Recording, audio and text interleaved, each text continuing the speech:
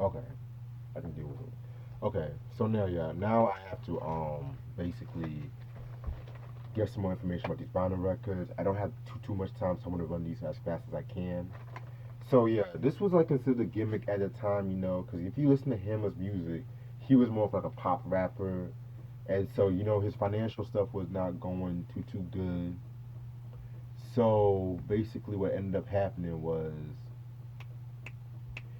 he you know he wanted to do the whole gangster sound. He hooked up with Daz and shit like that. Daz and Teddy Riley they produced most of his tracks and shit, and yeah, they gave him a good like gangster sound, and in a weird way, his rapping got better on this shit too.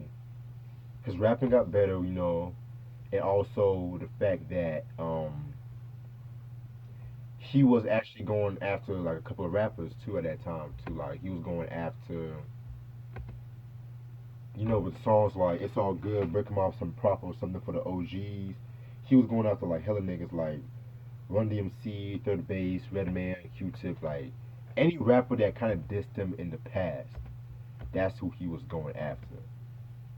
So, yeah, man, like expect a review on this album, definitely. And also,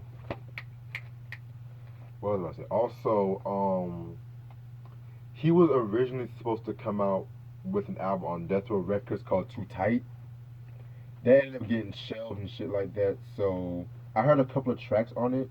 Not too bad, you know, not bad at all. So Funky Headhunter '94 must have in your collection. Well, I would recommend it if you're a Hammer fan, cop it. If you like if you like some of Dazzle's production, cop it. But I would not recommend this for everybody. Then we have my girl Lady of Rage with Necessary Roughness, released in 1997 on Death Row Records. If you only know who Lady of Rage is, she's an MC from Farmville, Virginia. She got her start by hooking up with, she was affiliated with the LA Posse. And you guys know the LA Posse, they produced a couple of tracks for LL Cool J, most notably, I believe, on the Walking with the Panther joint. Then, like, she hooked up with Chubb Rock and provided vocals for some of his tracks on the One album. Dr. Dre heard her after the LA Posse introduced him. He signed her to Death Row. She appeared on tracks like The Chronic and Doggy Style. And then, you know, in the Above the Rim soundtrack was where her big break came with the song Afro Puffs, which is a classic song. And stuff, you know. Everyone knows that song and shit.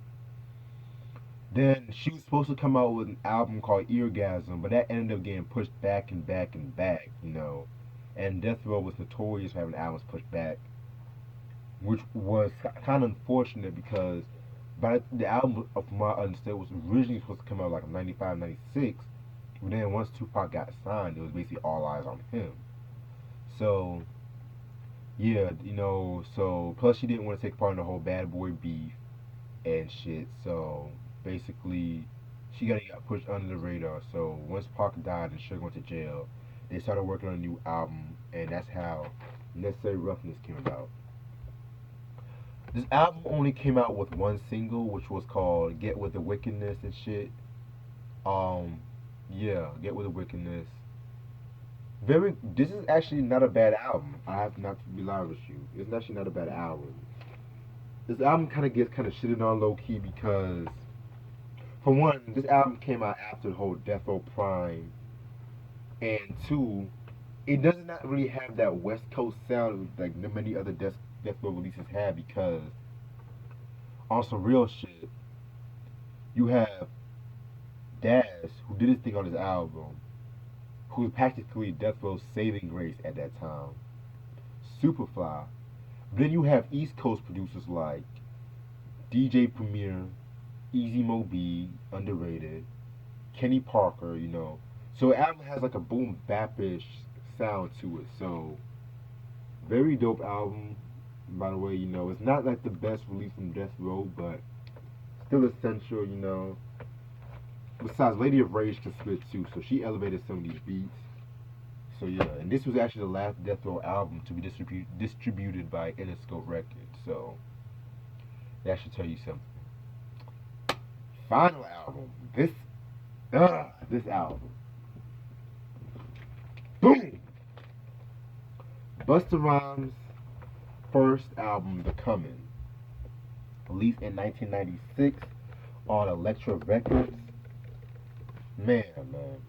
Let me tell you something. This is the album that is just so instrumental to, hip hop at that time. It was like fun, it was dark, it had everything going on with it.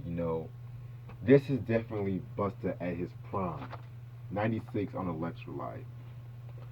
Singles I'm known for are Woo Ha, Got You All in Check, and It's a Party. And I believe Everything Remains Raw. That was like more of an underground single. So yeah, like you guys should know that Leaders of Musical broke up in 1993, and so between that time and the time this album came out, he was just appearing on guest appearances, and he was always like the last person or close to the last person, cause his verse was just all crazy and shit. He was like, "Hey, who?" Like he's all yelling and shit. Like definitely, definitely like him at his prime and shit, basically. And it was kind of crazy because like not a lot of people at a time can think he could carry a whole album and shit like that. And you gotta understand too, like you gotta also understand too, like yeah, not a lot of people understand you can carry like a whole album. So imagine just the anticipation on this project and shit. Just imagine the anticipation for Busta Rhymes solo every time he dropped a verse, and it did not disappoint. Basically, like this whole album is just so fun. It's so laid back. It's so jazzy. It's everything Busta was doing at that time, basically. And '96, although it was like a very good year in hip hop, it was also like a dark and tragic year. And I always say like this album and Better Man's Muddy Waters was like good alternate, for what was going on that year and shit like that. So definitely a classic in my opinion. One of the greatest hip hop albums of all time. And that's all the time I have. Stay tuned for more. Peace.